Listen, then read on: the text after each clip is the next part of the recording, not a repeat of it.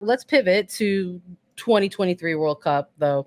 We're hitting that sweet spot, Jordan. We're starting to see national team programs drop their official rosters for this summer's tournament, and it just makes it feel like we already have been like on the hype train, right? We're like Yeah. locked in, like mentally we're there, like we're all there. World Cup already, but things like this just make it feel like so much Mm. closer.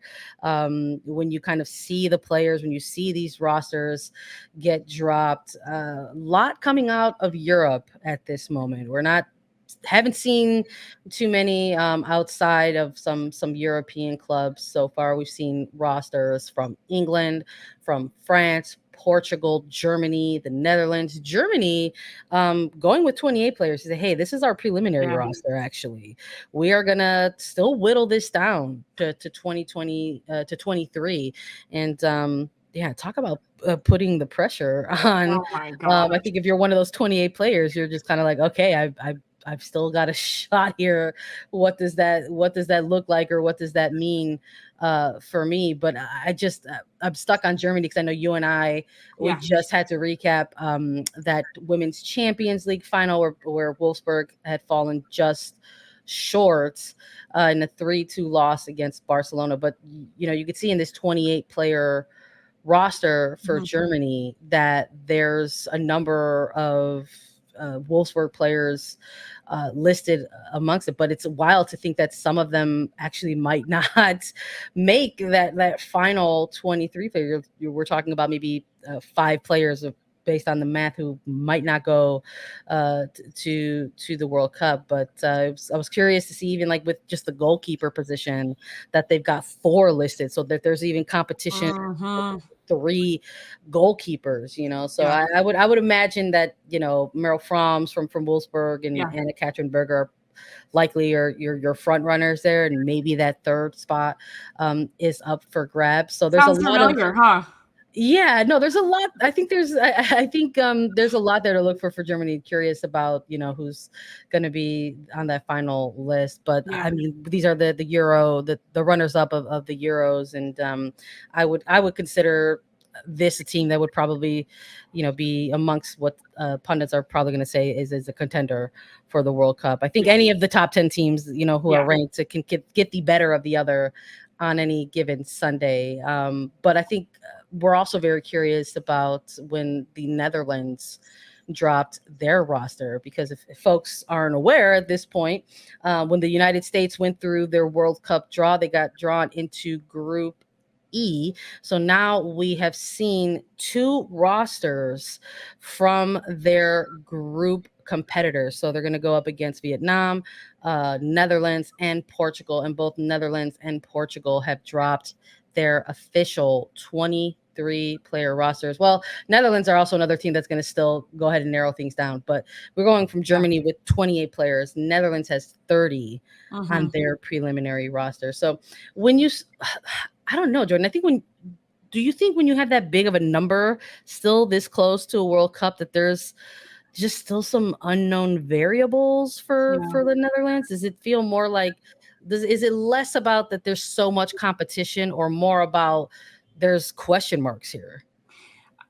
I think that maybe a little bit of both, Okay. that there is a lot of competition, but some of that competition might lead to question marks as to like who fits better in with what the predicted starting lineup is going to be, or that second wave of players that come on to a game. So I'm not shocked. I think this is just a kind of a strange World Cup, because normally right now, Sandra, we would be playing the first Yeah. World Cup game. This tournament would have started, teams would have already been preparing for this, and so pushing it back over a month and a half, really, the start time, I think poses some problems with these European squads, especially because they've now been out of.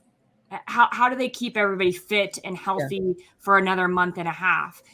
They probably had a few less dates. I know the women's national team, it seems like they've had less dates to get together and to play in this calendar year due to those international windows. And maybe that's just what I think. I haven't looked into that data, but I just feel like the idea behind that is, can we get a group together who's going to be really competitive, and that competition is going to drive us to be our best when we do narrow it down from 30 to 23, with a couple of those being, I'm sure, alternates or players that they're saying, hey, you might be ready to push into the starting line or that 23. So I think that's a little bit behind it, that like creating their own training camps, because the players aren't getting that with their club teams because seasons have ended.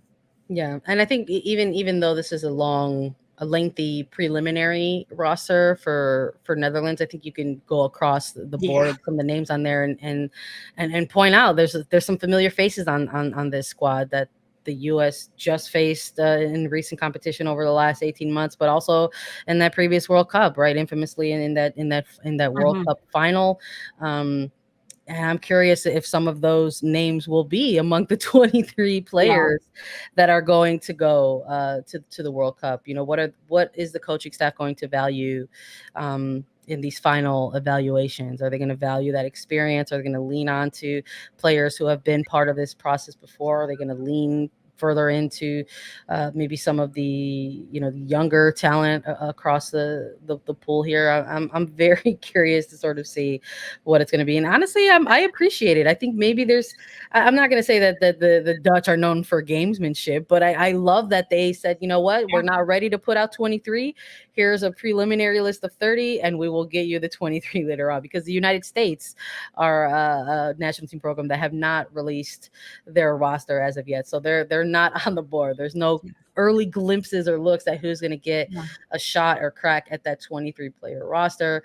Portugal, another one of the teams that the United States is going to go up against in Group E. They had a little bit of a longer path to the World Cup. They had to participate in that Interconfederation playoff, but they got business taken care of in February, and they were the final team to clinch their spot in Group E. Some familiar faces maybe for folks who are more tuned into the NWSL. Jessica Silva on this roster with Benfica, 28-year-old forward who can absolutely go at back lines and kind of wreak some havoc for sure.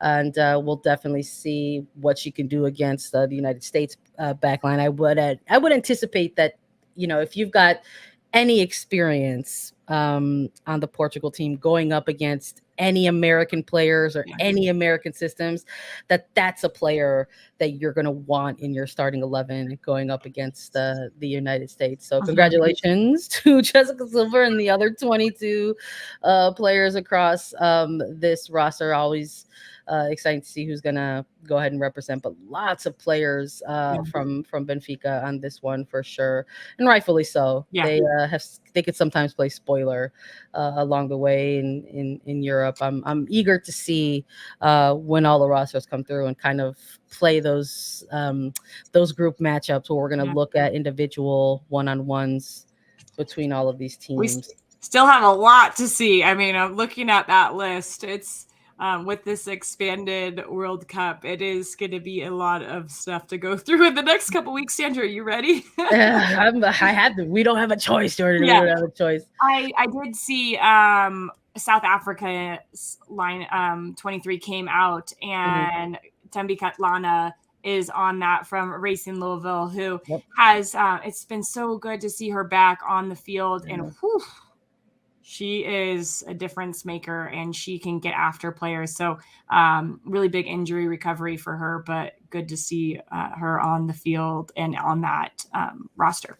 Yeah, absolutely. Such a massive signing when Louisville landed her as well. Just an injury, unfortunately, the timing of it just wasn't able to make an appearance throughout the remainder of that 2022 season. But it's been cool to see her recovery and her comeback, and absolutely one of those players that stretches back lines really for Racing. They've got some good attacking pieces, and we've already we've spoken a lot about Savannah DeMello on this show. Congratulations to her as well for earning Player of the Month honors in the league.